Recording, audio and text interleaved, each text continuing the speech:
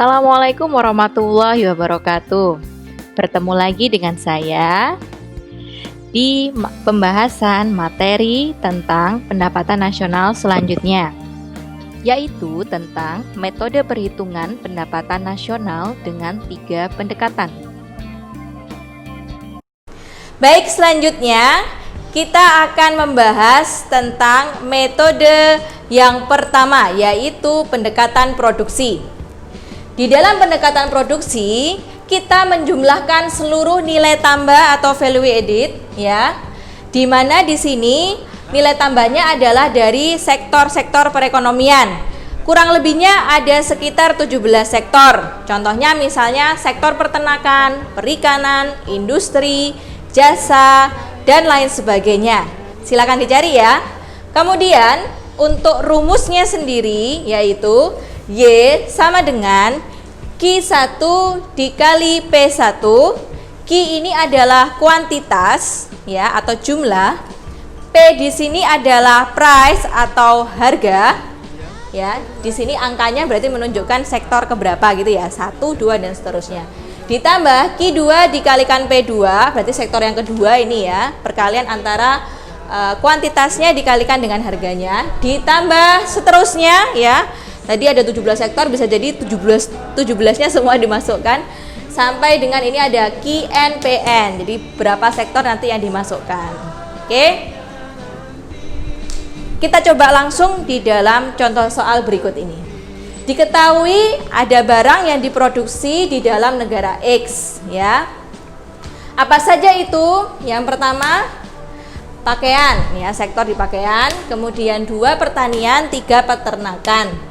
Kuantitasnya pakaian 90 juta, harganya 45.000 per unit, maka totalnya QNPN-nya adalah 4.050 miliar ya. Kemudian pertanian kuantitasnya 60 juta, harganya 600.000 per unit, totalnya adalah 36.000 miliar rupiah. Peternakan kuantitasnya 150.000 ton dengan harganya 100 juta per ton ya, rupiah ya. Maka totalnya adalah 15.000 miliar rupiah.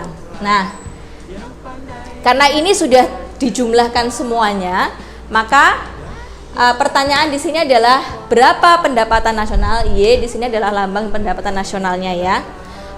Ustazah ulangi tadi, ini sudah dijumlahkan semua. Jadi bagaimana caranya? Tinggal memasukkan. Oke.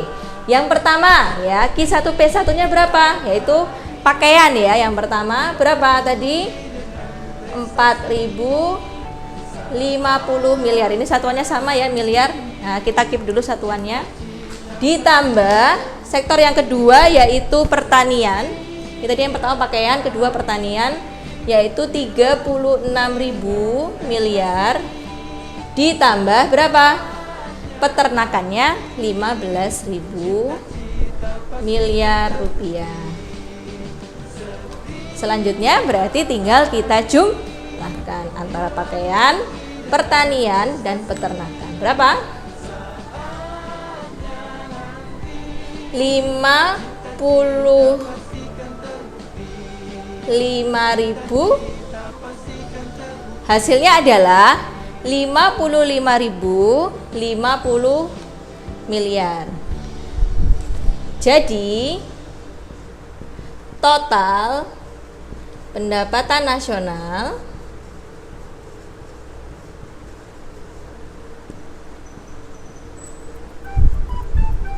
negara X adalah 55.050 miliar rupiah. Baik, selanjutnya kita akan membahas metode yang kedua, yaitu pendekatan pengeluaran. Nah, di dalam metode pendekatan ini ya, kita menjumlahkan seluruh pengeluaran yang dilakukan secara nasional. Nah, untuk apa? Untuk membeli barang atau jasa di dalam suatu periode tertentu. Nah, apa saja pengeluarannya? Nah, kita simak ya. Di dalam rumusnya, untuk menghitung pendapatan nasional dengan metode ini ada 5 komponen yang harus dimasukkan. Yang pertama adalah C, yaitu konsumsi rumah tangga. Konsumsi rumah tangga ini adalah pengeluaran yang dikeluarkan oleh masyarakat ya untuk membeli barang dan jasa.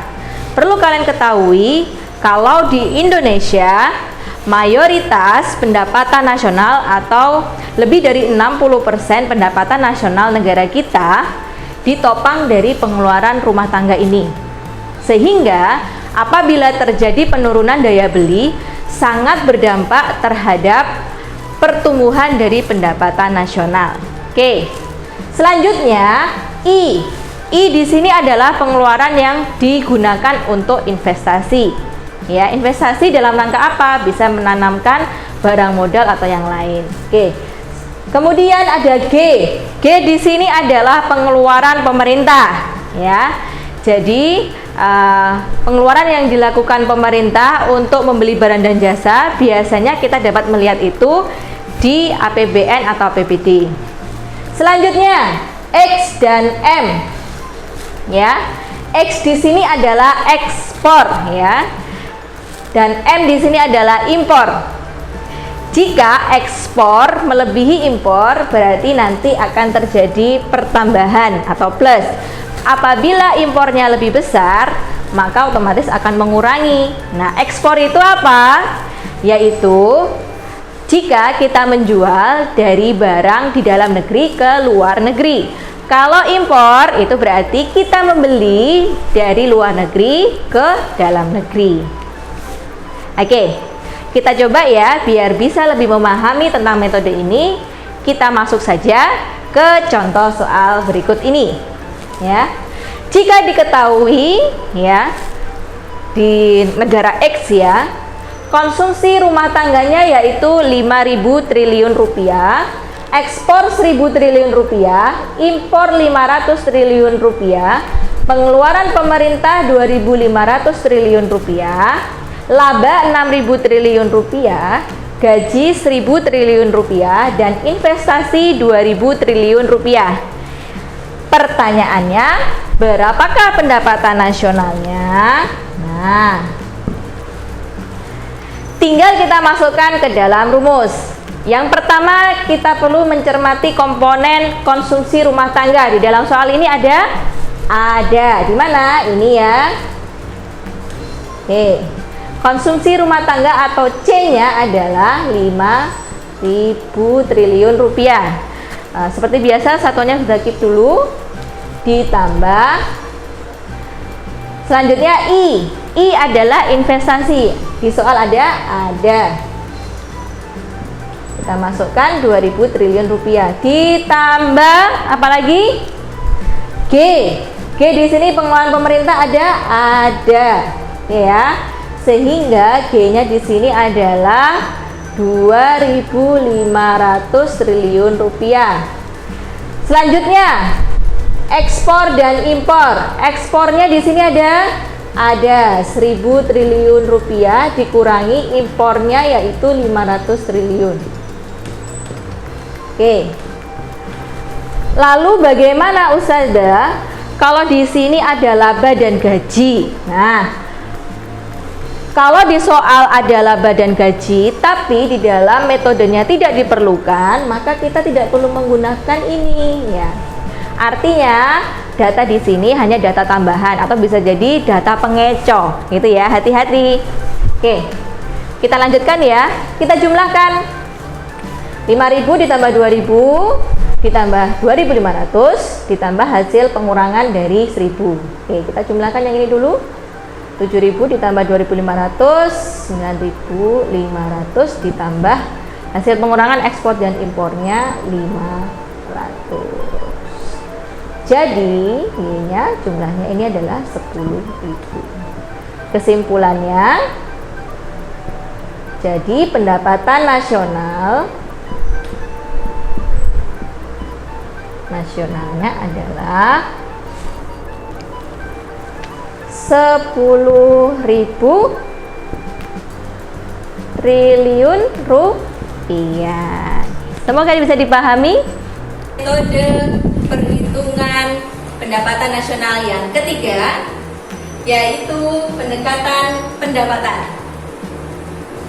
Oke, bagaimana cara metode ini? Yaitu kita menjumlahkan seluruh pendapatan yang diterima oleh masyarakat sebagai rumah tangga konsumen ya, atas faktor-faktor produksinya yang diserahkan kepada rumah tangga perusahaan.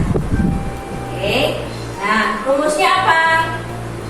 Rumusnya adalah Y sama dengan R, yaitu pendapatan sewanya, rent ya, ditambah W pendapatan upah atau wages di sini, I ditambah I yaitu interest ya atau pendapatan bunga.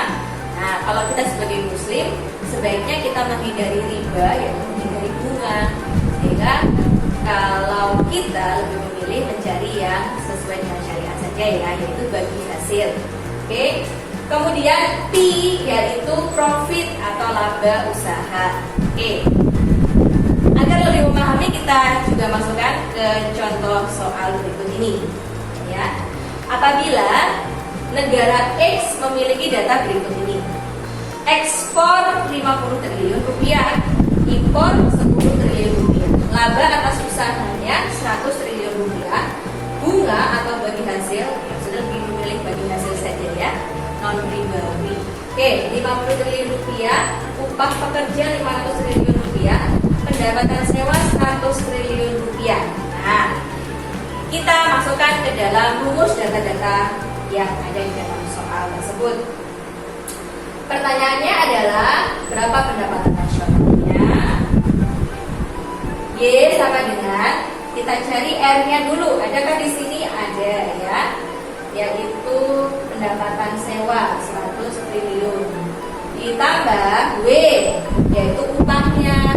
Ini ada 500 triliun rupiah.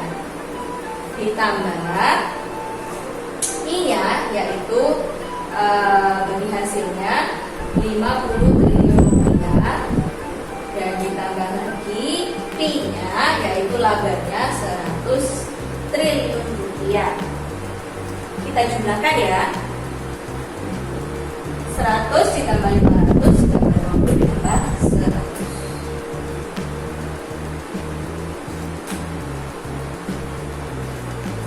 Hasilnya adalah 750 triliun rupiah. Jadi pendapatan nasional